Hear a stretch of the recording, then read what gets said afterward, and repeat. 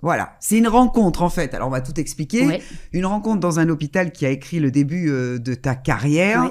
Dites-nous ce Alors, qui s'est passé.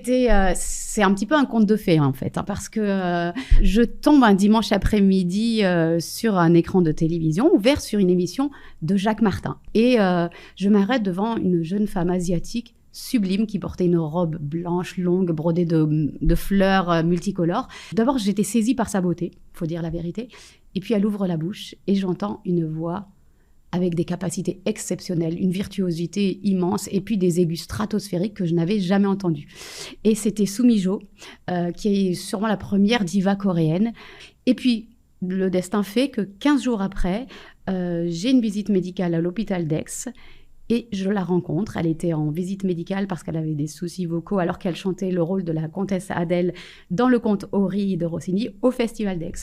Et je me suis permise de l'arrêter, de l'aborder, de lui dire toute mon admiration. Alors que je ne connaissais pas du tout l'opéra, mais c'était vraiment elle qui m'avait saisie. Et puis, j'ai la chance qu'elle m'invite à découvrir son univers, l'éloge, les vocalises que j'entends, les autres chanteurs, et puis la découverte du conte Ori en représentation à la première.